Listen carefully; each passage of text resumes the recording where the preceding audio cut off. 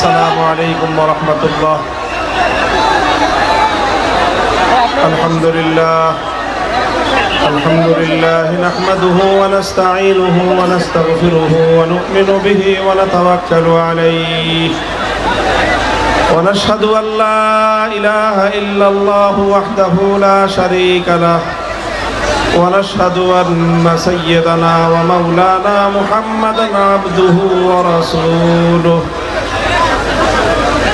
صلى الله تعالى عليه وعلى آله وأصحابه وبارك وسلم تسليما كثيرا. أما بعد فأعوذ بالله من الشيطان الرجيم. بسم الله الرحمن الرحيم. ألم تر إلى الذين يزعمون أنهم آمنوا بما أنزل إليك وما أنزل من قبلك يريدون أن يتحاكموا إلى الطاغوت وقد أمروا أن يكفروا به ويريد الشيطان أن يضلهم ضلالا بعيدا. بارك الله لنا ولكم في القرآن العظيم ونفعنا وإياكم بالآيات والذكر الحكيم. اللهم صل على محمد وعلى آل محمد كما صليت على إبراهيم وعلى آل إبراهيم إنك حميد مجيد. আজান কয়টায়?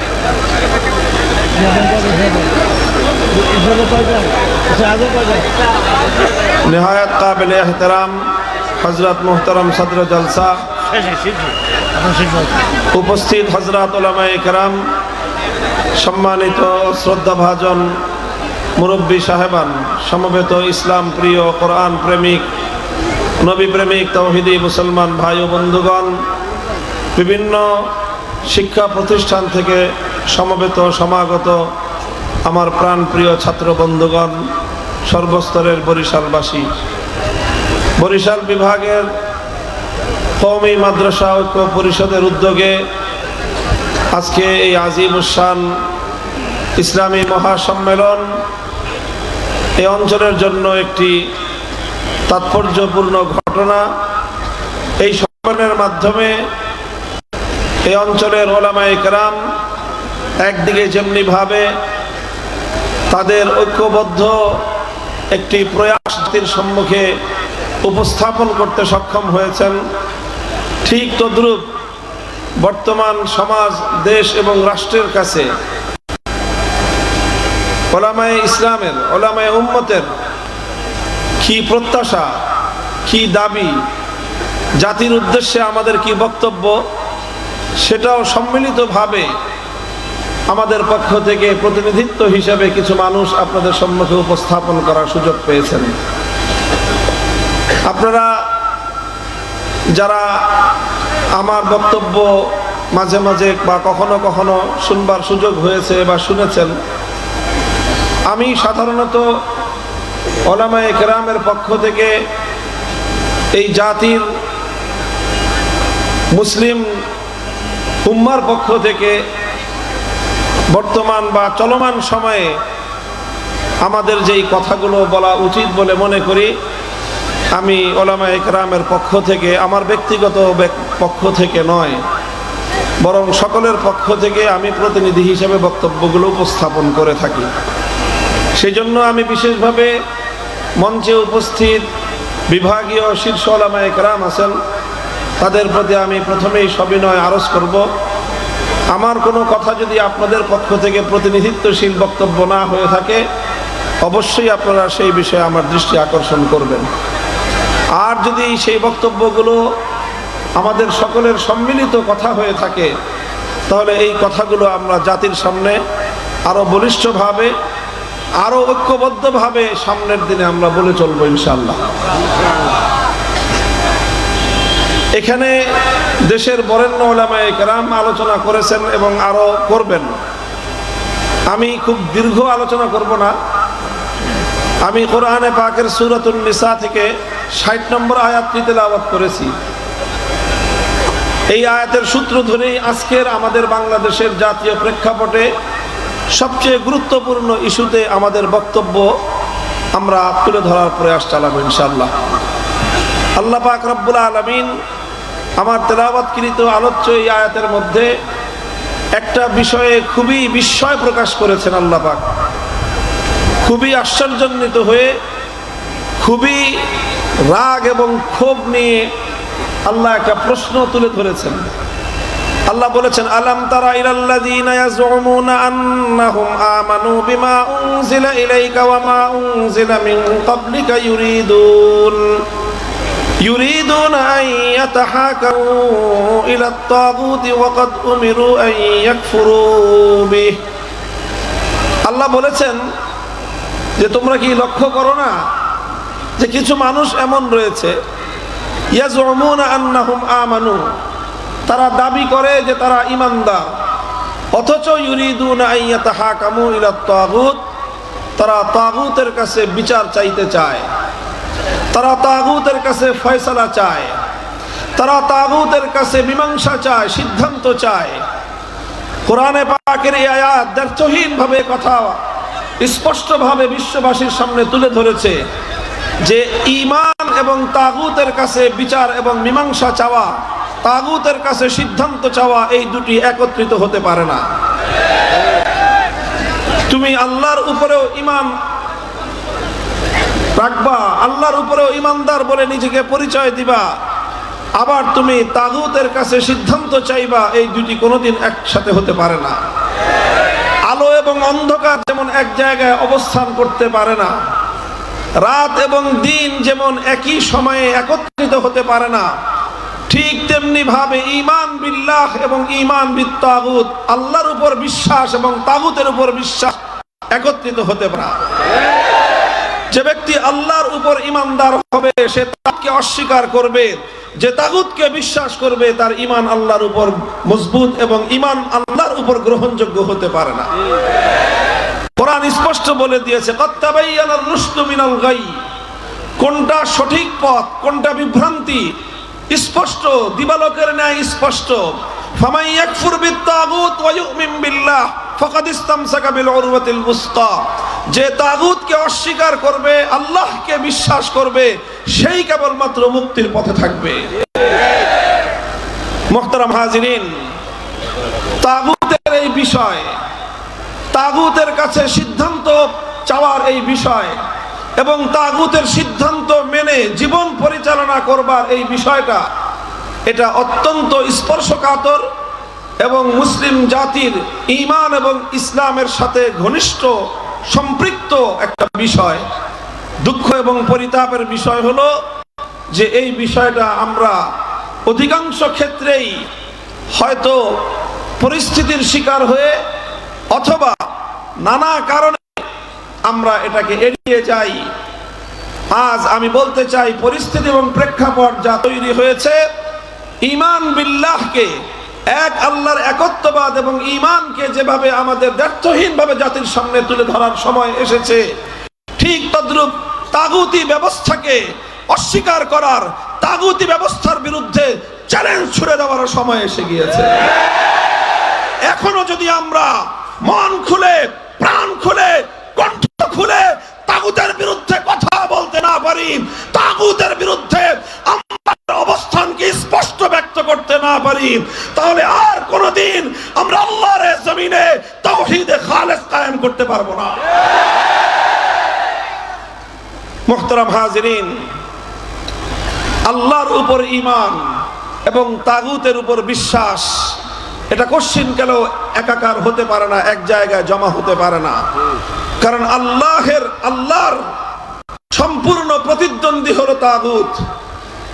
আল্লাহ এবং তাগুত পরস্পর প্রতিদ্বন্দ্বী। কোরআন বলে দিয়েছে, যারা ঈমানদার তারা আল্লাহর পথে, যারা তাগুতে বিশ্বাসী তারা কুফরির পথে।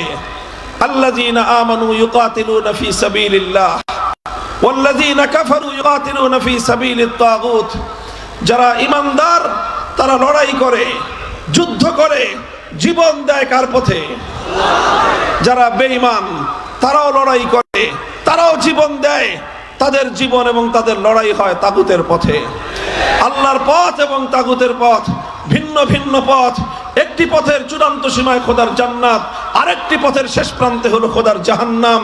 যারা জান্নাতের পথযাত্রী জাহান্নামের পথে চলতে পারে না, যারা জাহান্নামের পথে চলেছে সেই পথে চলে কোনোদিন জান্নাতে যেতে পারে না।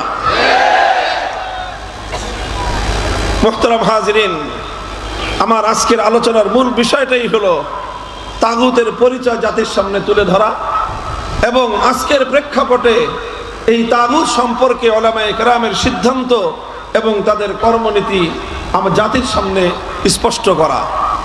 তাগুত কাকে বলা হয়? সর্বপ্রথম পরিচয়, মা হুয়া তাগুত। তাগুত কাকে বলা হয়? কোরআনে কারীম থেকে অনেকগুলো আয়াত আমি আপনাদের সম্মুখে তেলাওয়াত করলাম, যেখানে বারবার আল্লাহ পাক রব্বুল আলামিন তার কথা তুলে ধরেছেন। আরো অনেক অসংখ্য আয়াত রয়েছে কোরআনে পাকের মধ্যে যেখানে তাগুতের কঠোর সমালোচনা করা হয়েছে। এই জন্য কাদিমান ওয়া হাদিসান, সেই প্রথম যুগ থেকে আজ পর্যন্ত যারা এই পবিত্র কোরআন নিয়ে আলোচনা করেছেন, কোরআনে কারীমের তাফসীর করেছেন, লিখেছেন, তারা সকলেই কোরআনে পাকের এই আয়াতগুলো ব্যাখ্যা করতে গিয়ে তাদেরকে তাগুতের পরিচয় তুলে ধরতে হয়েছে, তাগুতের ডেফিনিশন করতে হয়েছে যে তাগুত বলতে কি বোঝায়। তো সকল মুফাসসির করেন, উলামায়ে উম্মতের সকল বক্তব্য যদি একত্রিত করা হয় তাহলে তাগুতের যেই পরিচয় আমরা খুব সহজ ভাষায় বুঝতে পারি সেটা হলো, প্রথম বুঝেন, আপনারা কি গায়রুল্লাহ বুঝেন? বলেন তো সকলে, পুরা মজমা বলেন, গায়রুল্লাহ বুঝেন? গায়রুল্লাহ মানে হলো আল্লাহ ছাড়া। গায়রুল্লাহ মানে কি? আল্লাহ ছাড়া। এক হলেন আল্লাহ, আর আল্লাহ ছাড়া মহাবিশ্বের মধ্যে যা আছে সবই কি? জোরে বলেন। আল্লাহ আছেন তার স্বমহিমায় আপন জায়গায়, আল্লাহ ছাড়া মহাবিশ্বের মধ্যে বাকি যা আছে সবই গায়রুল্লাহ। আল্লাহর জন্য একটা আসন নির্ধারিত আছে, আল্লাহর জন্য নির্ধারিত আসন রয়েছে। আল্লাহর সেই নির্ধারিত আসনে যদি কোনো গায়রুল্লাহকে বসানো হয় বা কোনো গায়রুল্লাহ যদি আল্লাহর আসনে বসে তাহলে সেই গায়রুল্লাহকেই বলা হয় তাগুত। খুব সহজ ভাষায় বললাম, মাদ্রাসার ছাত্ররা তাগুতের পরিচয় খুব ভালো করে বুঝে নাও, কারণ এখন গোটা জাতির সামনে, বিশেষ করে জাতির তরুণ প্রজন্মের কাছে তাগুতের পরিচয় খুব পরিষ্কার ভাষায় তুলে ধরবার সময় এসেছে। স্কুল কলেজ ইউনিভার্সিটির ছেলেরা, স্কুল কলেজ ইউনিভার্সিটির আজকে তরুণ প্রজন্ম, তারা তাওহীদ এবং শিরক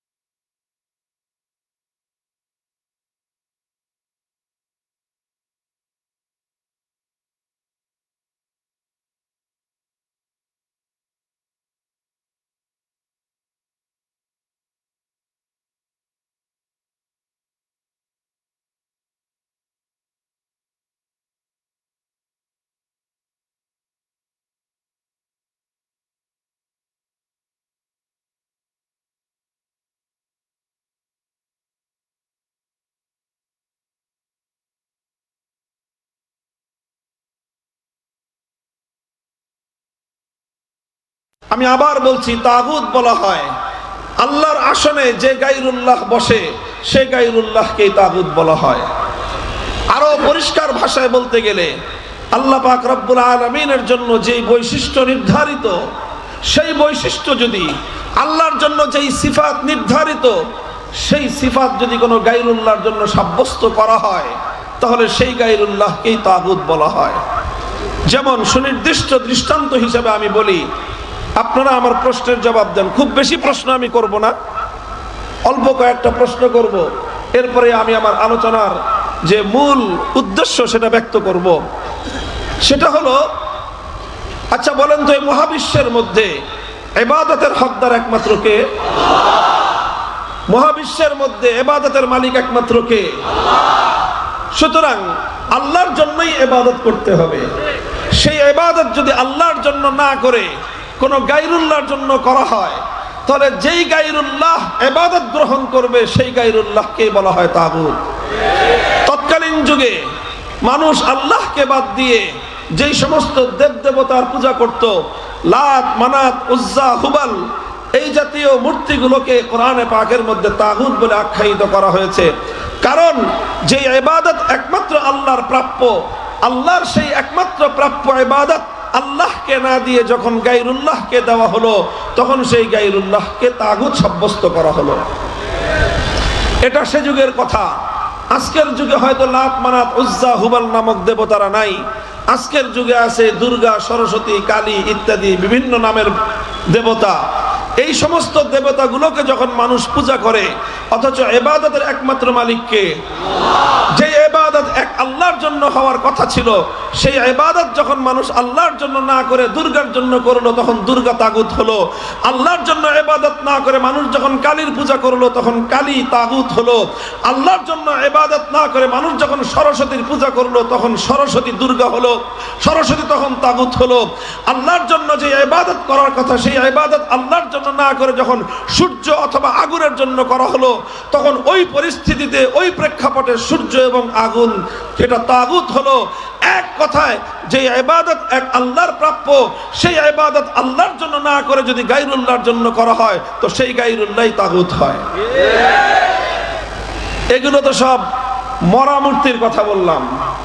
এই যে দুর্গা, তারপরে সরস্বতী, কালী, এগুলো সব প্রাণহীন কিছু মূর্তি।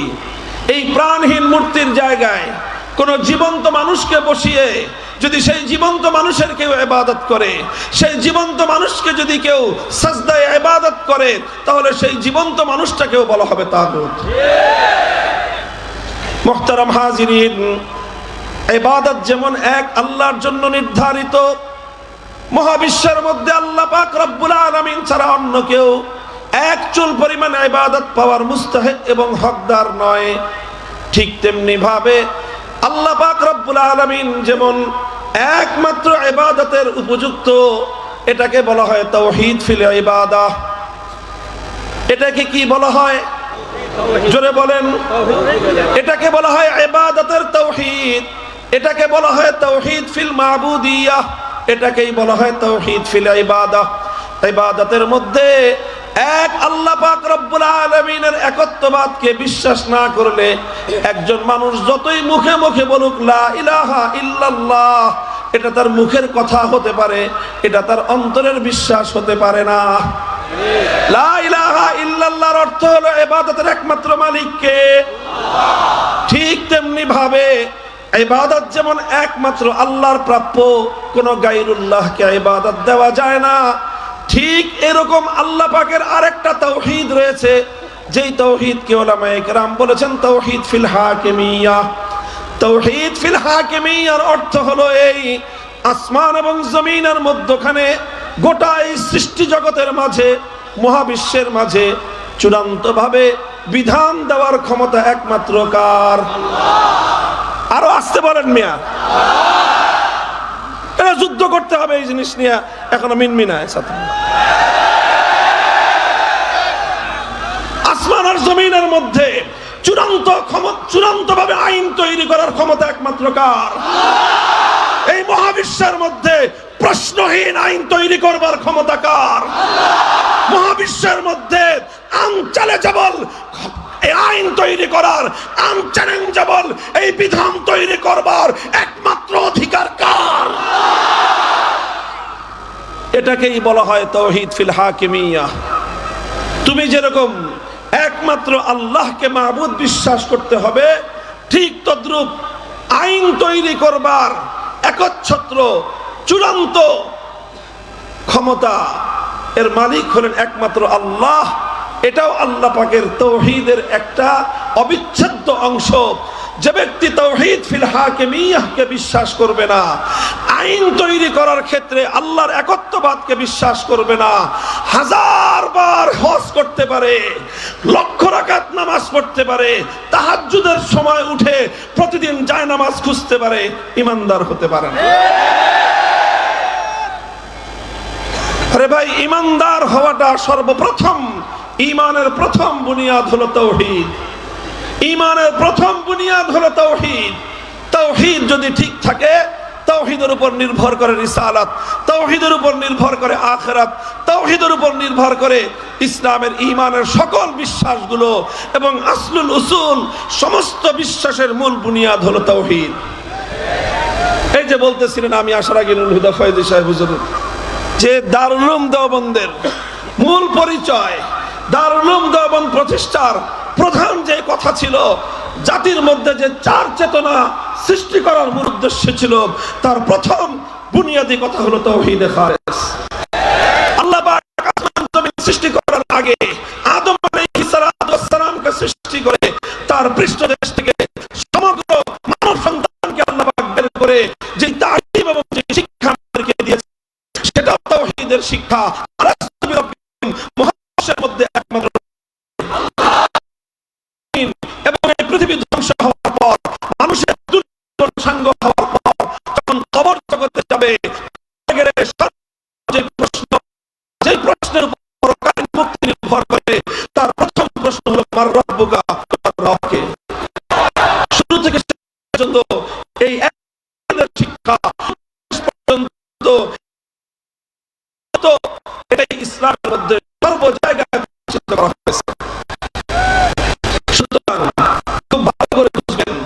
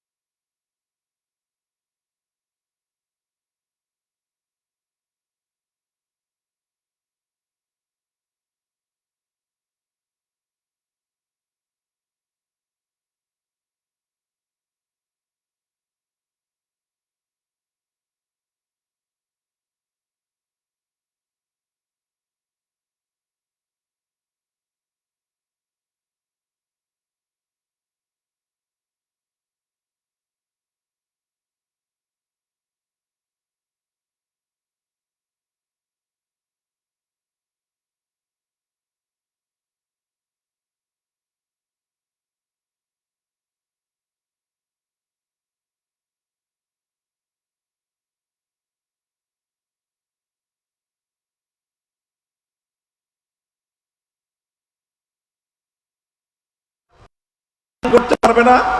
হ্যাঁ, মানুষ আইন করতে পারবে। ইসলাম বিধান, মানুষ আইন এবং বিধান তৈরি করবার ক্ষমতা আছে, তবে মানুষের কোনো ক্ষমতা চূড়ান্ত ক্ষমতা নয়। মানুষের আইন তৈরি করবার ক্ষমতাটা চূড়ান্ত ক্ষমতা নয়, প্রশ্নহীন ক্ষমতা নয়, আনচ্যালেঞ্জেবল ক্ষমতা নয়, বরং প্রকার। এটাকে আমি রাষ্ট্রবিজ্ঞানের ভাষায় বলি, তাহলে বলা হয় সার্বভৌম ক্ষমতা।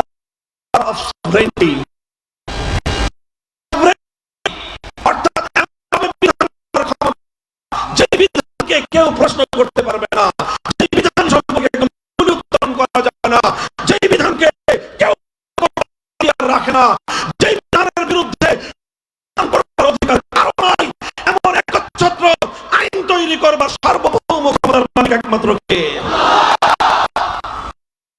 মুহতারাম হাজিরিন,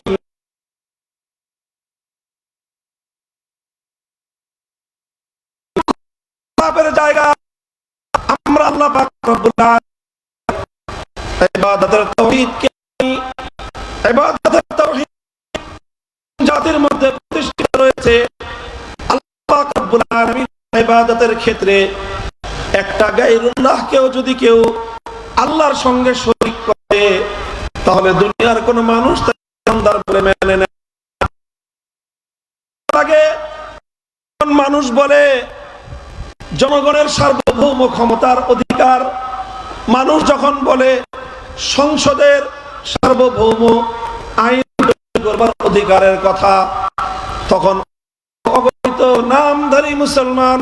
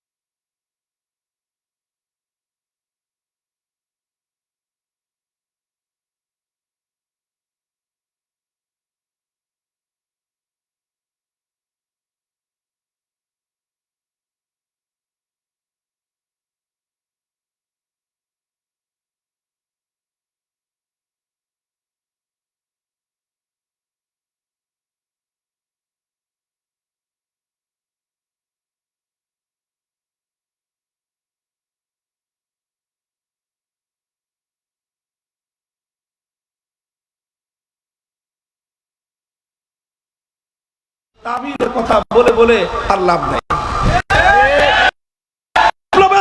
প্রমাণ হয়েছে বাংলার মাটির প্রজন্ম বিপ্লবের জন্য প্রস্তুত।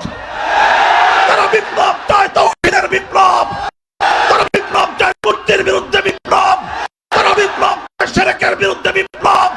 সে বিপ্লবের জন্য ইসলামী নেতৃত্ব যদি প্রস্তুত থাকে, বাংলার মাটি ইসলামী বিপ্লবের জন্য প্রস্তুত।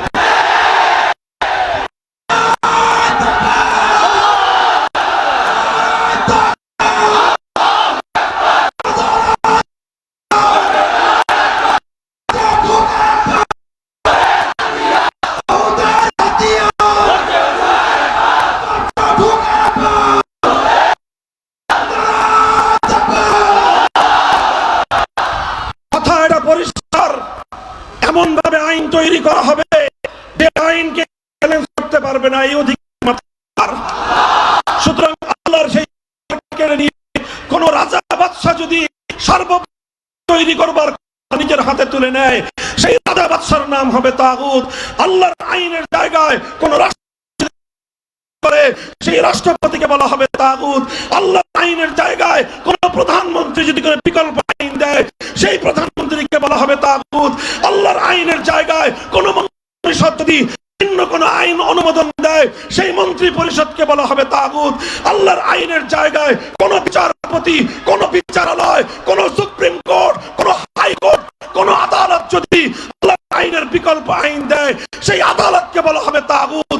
আল্লাহর আইনের জায়গায় কোন আইন পরিষদ, কোন সংসদ যদি আইন তৈরি করে, সেই সংসদকে বলা হবে তাগুত।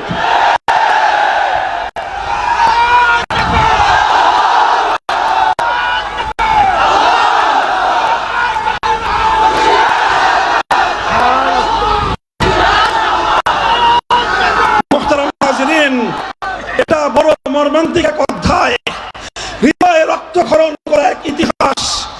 এই ইতিহাস মুসলমানদের জন্য বড় হৃদয় বিদারক, অনেক মর্মান্তিক ইতিহাস।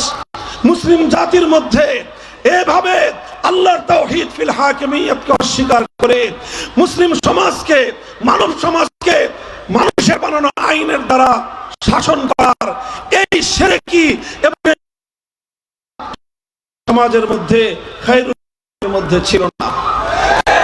খেলাফতের যুগে ছিল না, খেলাফতে রাশেদার যুগে ছিল না, খেলাফতে বনু উমাইয়ার যুগে ছিল না, খেলাফতে বনু আব্বাসিয়ার যুগে এটা কল্পনাও করা যেতে পারতো না যে কোনো মানুষ আল্লাহর আইনের পরিবর্তে আইন তৈরি করে সেই আইনের দ্বারা মুসলিম সমাজকে শাসন করতে পারে। এটা কল্পনাও করা যেত না। সর্বপ্রথম মুসলিম জাতির মধ্যে এই অভিশাপ, সর্বপ্রথম এই অভিশপ্ত ধারা যারা চালু করলো, তাদের হলো পরিচয়, তারা তাতারি ছিল। এই মঙ্গোলিয়ান তাতারিরা যখন মুসলমানদের খেলাফতের মার্কাজ বাগদাদকে ধ্বংস করলো, গোটা বাগদাদ এবং ইরাককে ধ্বংসস্তূপে, লাশের স্তূপে পরিণত করে তার উপর তাতারি সাম্রাজ্য কায়েম করলো এবং গোটা মুসলিম বিশ্বের বিশাল অঞ্চল তাদের সাম্রাজ্যের অন্তর্ভুক্ত করলো। এই সর্বপ্রথম তাতারিরা তাদের প্রধান নেতা চেঙ্গিস খানের প্রবর্তিত একটা আইন গ্রন্থ ছিল, যেটার নাম ইতিহাসের মধ্যে, তাফসীরের কিতাবগুলির মধ্যে লেখা হয় ইয়াসেক। এই ইয়াসির নামক মানব রচিত আইনের দ্বারা এই সর্বপ্রথম তাতারিরা মুসলিম জাহানকে এবং মুসলিম জাতিকে তারা শাসন করতে আরম্ভ করলো। এই অভিশাপ যখন তারা শুরু করলো, মুসলমানদের উলামায়ে কেরাম, মুসলমানদের একত্ববাদে বিশ্বাসী ইমানদাররা এক মুহূর্তের জন্য এই অভিশপ্ত ধারাকে তারা মেনে নেয়নি, বরং এই ধারা পরিবর্তন করার জন্য লড়াই করেছে, সংগ্রাম করেছে। যুগের শ্রেষ্ঠ উলামায়ে কেরাম অন্য সকল কাজ পিছনে ফেলে এই তাগুতি শাসন ব্যবস্থাকে উৎখাত করে আবার আল্লাহর আইনের দ্বারা আল্লাহর জমিনকে শাসিত করার সেই পবিত্র ধারায় ফিরিয়ে আনবার জন্য অনেক ত্যাগ স্বীকার করেছে, রক্ত দিয়েছে, জীবন দিয়েছে, শাহাদাতের রক্ত প্রবাহিত করেছে। বছরের পর বছর বারবার তারা কারারুদ্ধ হয়েছেন। যুগের শ্রেষ্ঠ ইমাম শেখুল ইসলাম ইবনে তাইমিয়া রাহমাতুল্লাহি আলাইহি ৬ বার কারাগারে বন্দী হয়েছেন, কিন্তু তাগুতি শাসন ব্যবস্থার সঙ্গে আপোষ করেন নাই। এই রক্তের বিনিময়ে, অসংখ্য অযুত প্রাণের বিনিময়ে, বহু শাহাদাতের বিনিময়ে এক সময় এই মঙ্গলদেরকে পরাজিত করা হয়, তাদেরকে পরাস্ত করে খেলাফতের ধারা ফিরিয়ে আনা হয়। আর মুসলমানদের এই অটুট এবং অবিচল ঈমানের সামনে আত্মসমর্পণ করে অনেক তাতারিরা নিজেরাই স্বেচ্ছায় ইসলাম গ্রহণ করে এবং তারা মুসলমানদের সঙ্গে একাকার হয়ে যায়। আবার মুসলমানদের সমাজে আল্লাহর আইনের দ্বারা সমাজ শাসিত হওয়ার সেই পবিত্র ধারা আবার ফিরে আসে। এভাবেই চলেছে শত শত বছর, হাজার হাজার বছর, একেবারে খেলাফতে ওসমানিয়ার শেষ মুহূর্ত পর্যন্ত মুসলিম জাহানে আইনের উৎস ছিল কোরআন সুন্নাহ। আইন ছিল, আইনের সার্বভৌম ক্ষমতা ছিল একমাত্র কার হাতে? এরপরে শুরু হলো মুসলমানদের উপর পশ্চিমা বিশ্বের আগ্রাসন। 18 শতকের মাঝামাঝি সময়ে 1757 সালে আমাদের এই পাক ভারত উপমহাদেশ মুসলমানদের কাছ থেকে কেড়ে নিল ইংরেজরা। ব্রিটিশ সাম্রাজ্যবাদ কায়েম হলো। মুসলমানদের বিশাল আফ্রিকা অঞ্চল জুড়ে ফ্রান্সের সাম্রাজ্যবাদ কায়েম হলো, ইতালির সাম্রাজ্যবাদ কায়েম হলো।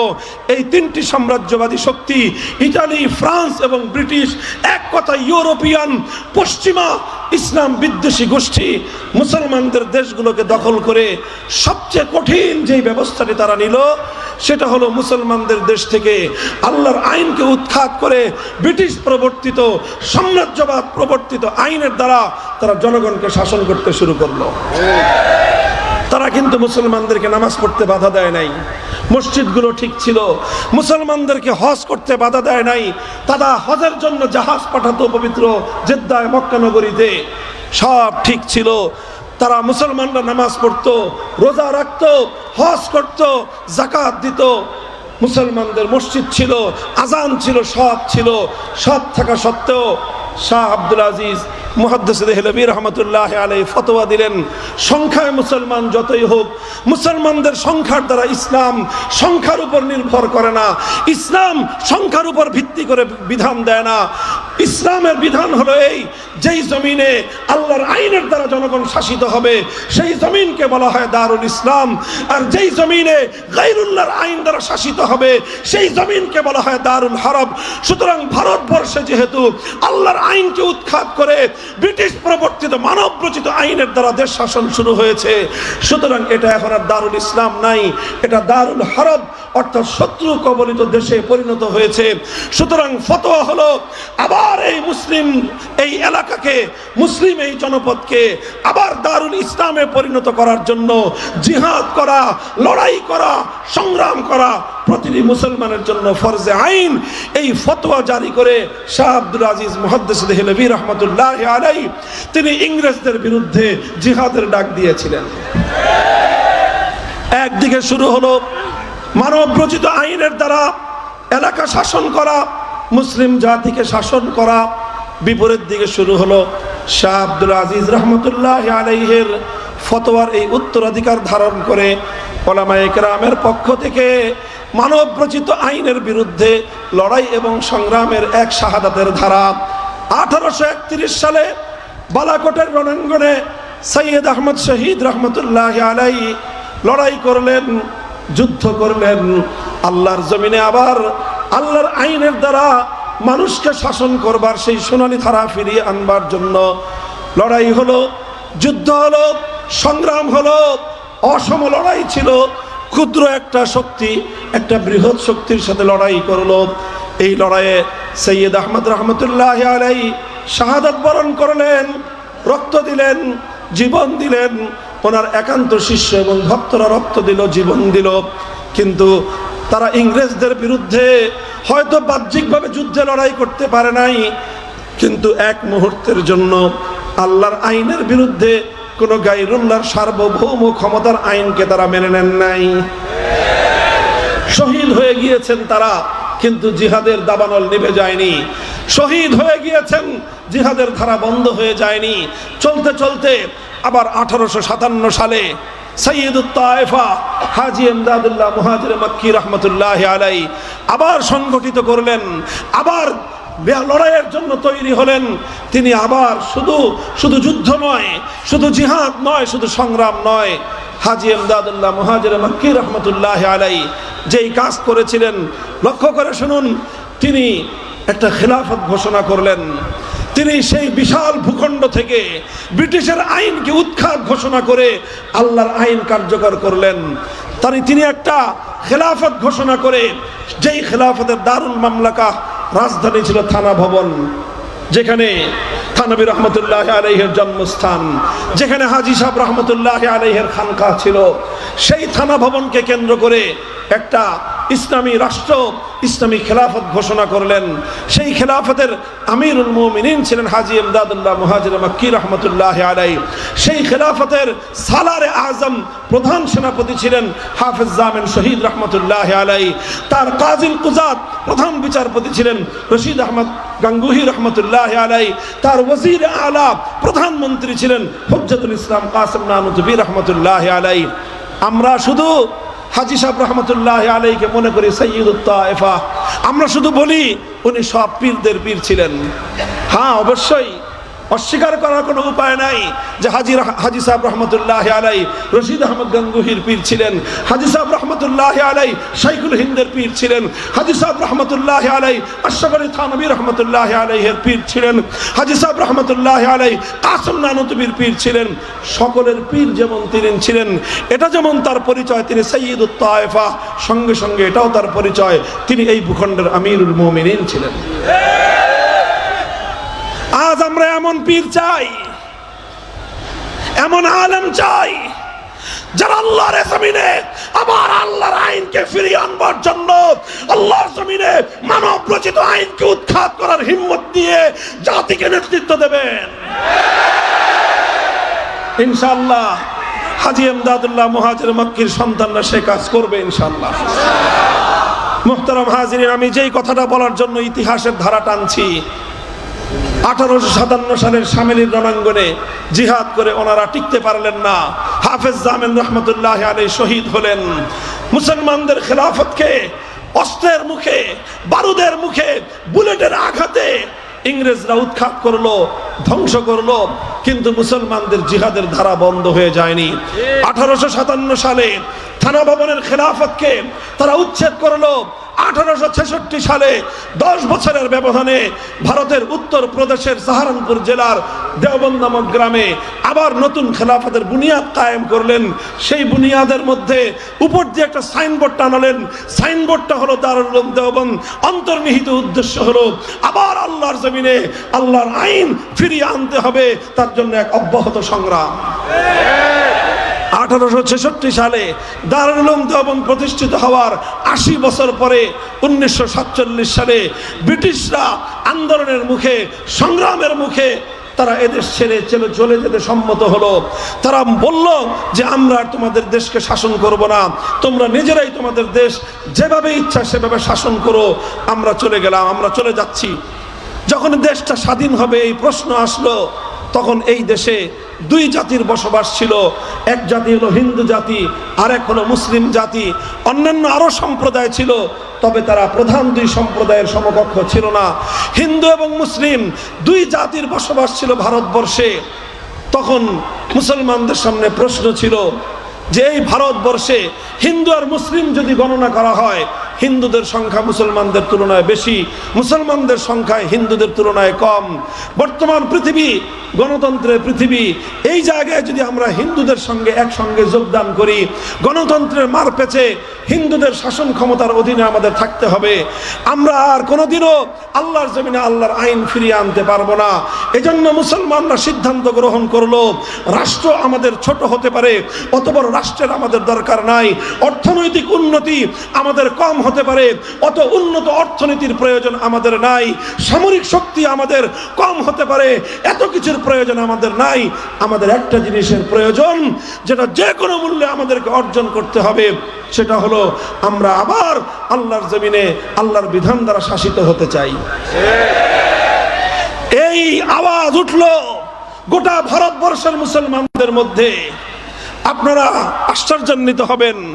আর এদেশের মুসলমানের পরবর্তী প্রজন্ম আমরা গৌরব বোধ করি আমাদের পূর্বপুরুষদের জন্য, আমরা অহংকার করি আমাদের সেই বাপদাদাদেরকে নিয়ে, যারা এই গোটা ভারতবর্ষের মধ্যে যেই জনপদের মুসলমানরা আল্লাহর জমিনে ইসলামী হুকুমত কায়েম করার জন্য সবচেয়ে বেশি রক্ত দিয়েছে, সবচেয়ে বেশি জীবন দিয়েছে, সবচেয়ে বেশি সংগ্রাম করেছে, সবচেয়ে বেশি ত্যাগ আর কোরবানি স্বীকার করেছে, সবচেয়ে বেশি স্যাক্রিফাইস করেছে, সেটা সেই পাকিস্তানের সীমান্ত প্রদেশের মুসলমান নয়, সেটা পাকিস্তানের বেলুচিস্তানের মুসলমান নয়, সেটা সেই পাঞ্জাবের মুসলমান নয়, অন্য পশ্চিম পাকিস্তানের করাচি, লাহোর, রাওয়ালপিন্ডির মুসলমান নয়, বরং তাদের সকলের চেয়ে সবচেয়ে বেশি জীবন আর রক্ত দিয়েছে, ত্যাগ স্বীকার করেছে এই বাংলার মুসলিম সমাজ।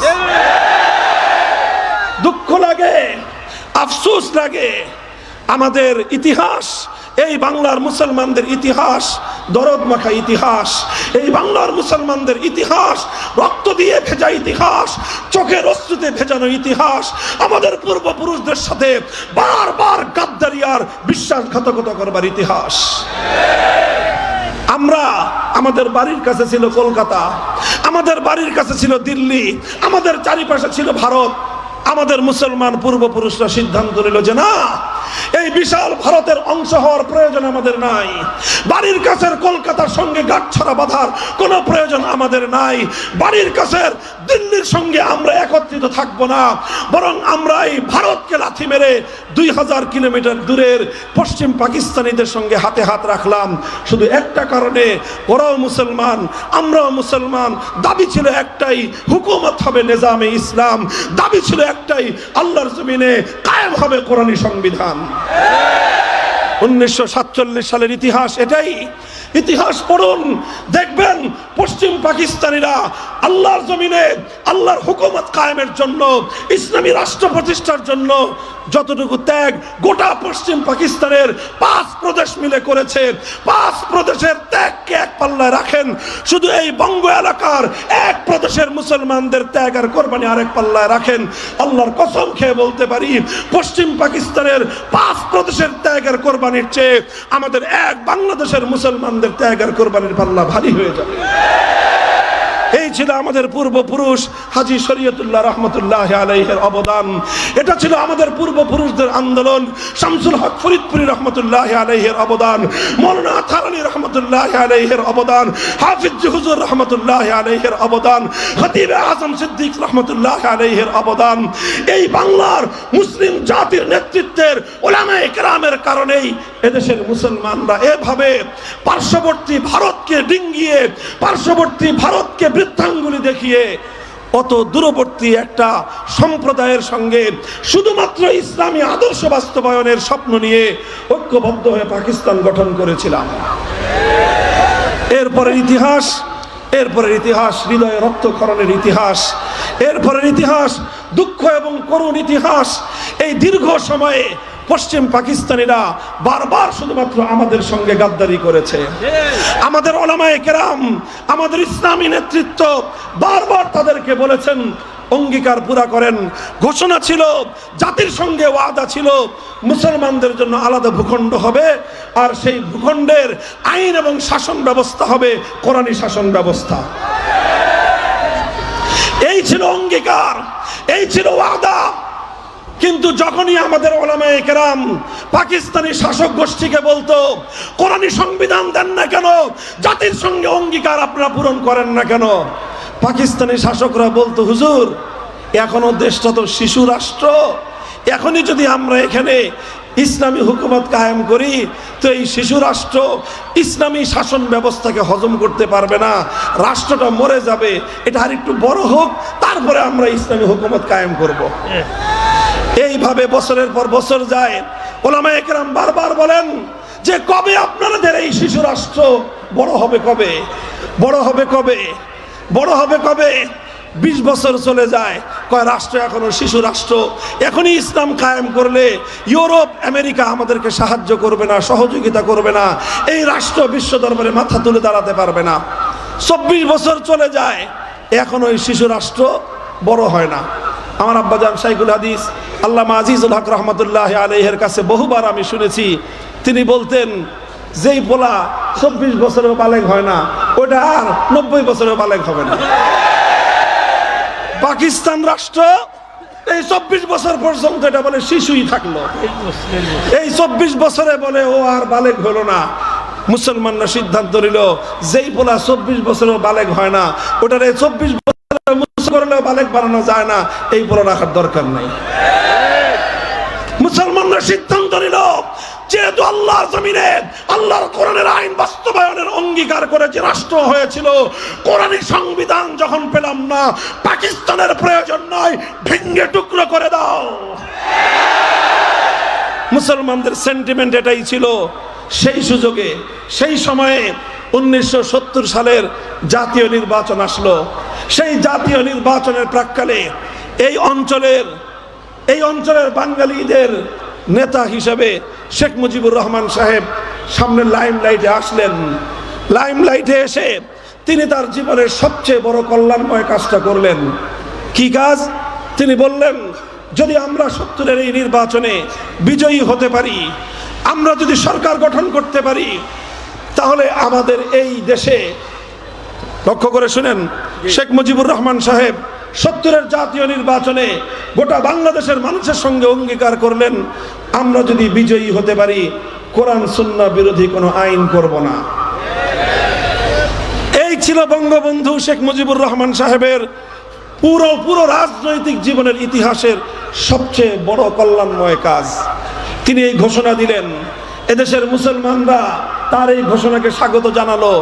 ভাই, এটা আমার বানানো কথা নয়, বাংলাদেশের ইতিহাস পড়েন, বাংলাদেশের ইতিহাস। আওয়ামী লীগের অফিস পড়াইছে, ইতিহাস তার পুরায় দেয় নাই।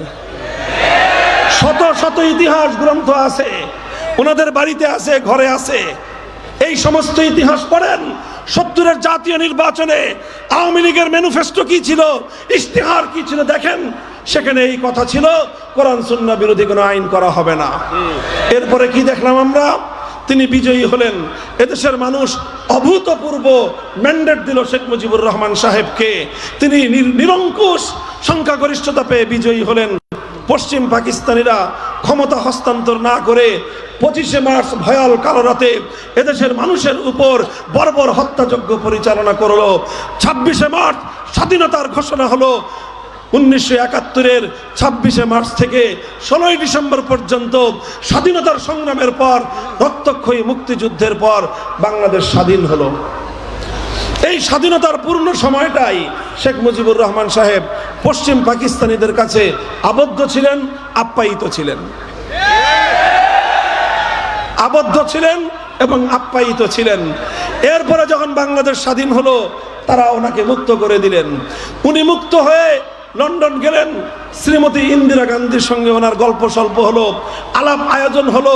সব কিছু হওয়ার পর শ্রীমতী ইন্দিরা গান্ধী ভারতের তৎকালীন প্রধানমন্ত্রী একটা ছোট্ট চিরকুট শেখ মুজিবুর রহমান সাহেবের মুজিব কোটের পকেটে ঢুকিয়ে দিলেন। শেখ মুজিবুর রহমান সাহেব বাংলাদেশে আসলেন স্বাধীনতা পরবর্তী 72-এর শুরুতেই। অভূতপূর্ব এই জাতির একটা অবিসংবাদিত নেতা হিসেবেই তার আবির্ভাব হয়েছিল। এ জাতি তাকে বরণ করে নিয়েছিল। কিন্তু 72-এর কয়েক মাস যেতে না যেতেই তিনি যেই কাজটা করলেন সেটা হলো 70-এর নির্বাচনের আগে জাতির সঙ্গে কৃত সেই অঙ্গীকার তিনি সরাসরি ভঙ্গ করলেন। সেই ওয়াদা তিনি গাদ্দারি করলেন, জাতির সঙ্গে বিশ্বাসঘাতকতা করলেন। কোরআন সুন্নাহ বিরোধী কোন আইন তৈরি না করার অঙ্গীকার করে তিনি সংবিধানের মধ্যে ভারতীয় একটি অমুসলিম রাষ্ট্রের সংবিধানের মূলনীতি জাতীয়তাবাদ, ধর্মনিরপেক্ষতাবাদ, গণতন্ত্র, সমাজতন্ত্র নামক কুফরি মতবাদগুলো দিয়ে বাংলাদেশের সংবিধানকে কুফরি সংবিধানে পরিণত করে গোটা জাতির হাজার বছরের কামনাকে ধুলোয় মিশিয়ে দিলেন।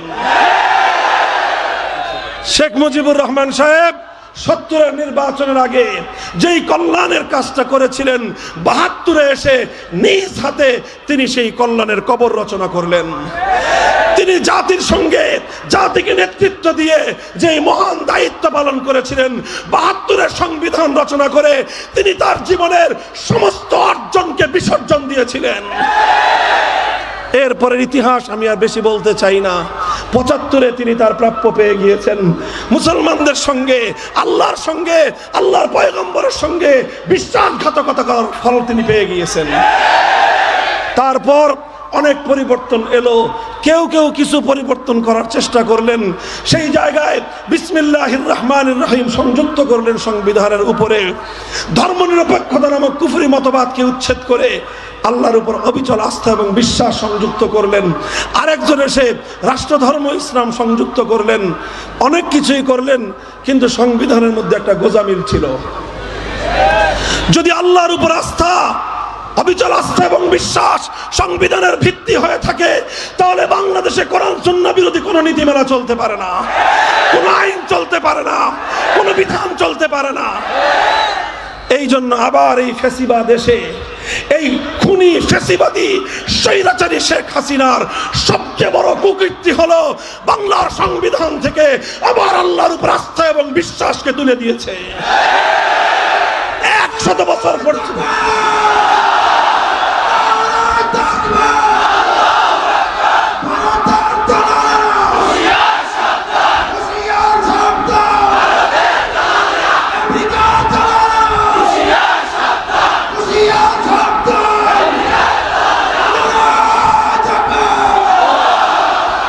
মুহতারাম হাজিরিন, এই সংবিধানের মধ্যে সংসদকে, জনগণকে এবং জনগণের প্রতিনিধি হিসেবে জাতীয় সংসদকে সেই ক্ষমতা দেয়া হয়েছে যেই ক্ষমতা একমাত্র আল্লাহর জন্য নির্ধারিত।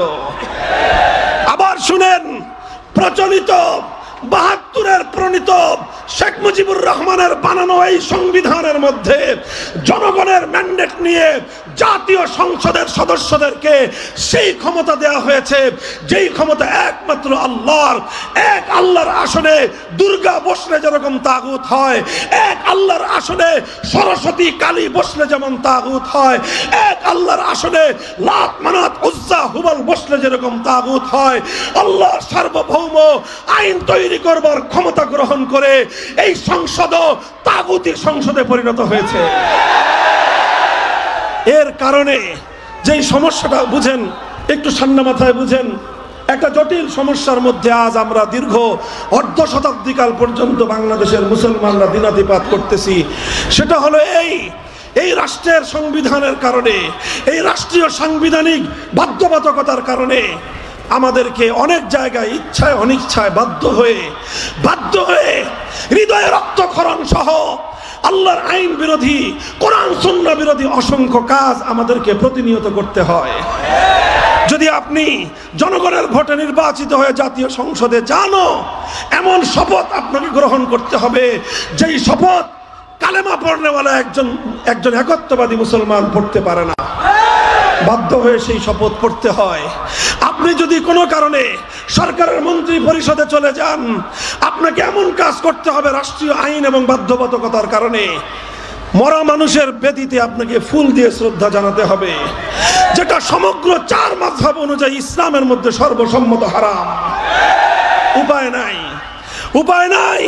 রাষ্ট্রীয় বাধ্যবাধকতার কারণে আপনি আলেম হন, হাজী হন, মুফতি হন, আপনাকে মন্ত্রী হতে হলে সেই মরা মানুষের বেদিতে আপনাকে শ্রদ্ধা জানিয়ে, ফুল দিয়ে শ্রদ্ধা জানিয়ে, আল্লাহর পয়গম্বরের সুন্নাহর আদর্শ, ইসলামের ফরজ বিধানকে প্রত্যাখ্যান করে হারামের উপর আমল করে আপনাকে মন্ত্রিত্ব চালাতে হয়।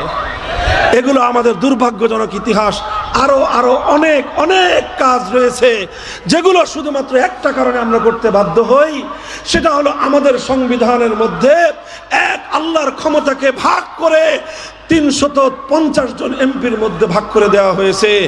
সেই পবিত্র বাইতুল্লাহর নগরে মক্কার কুরাইশের বেঈমানেরা এক আল্লাহর জায়গায় 360 খোদা বসিয়েছিল। আর আমার দেশের শাহজালালের দেশে, শাহপরানের দেশে, খান জাহান আলীর দেশে, হাজী শরীয়তুল্লাহর দেশে এক আল্লাহর জায়গায় 350 খোদা সংসদে বসানোর আসন তৈরি করা হয়েছে।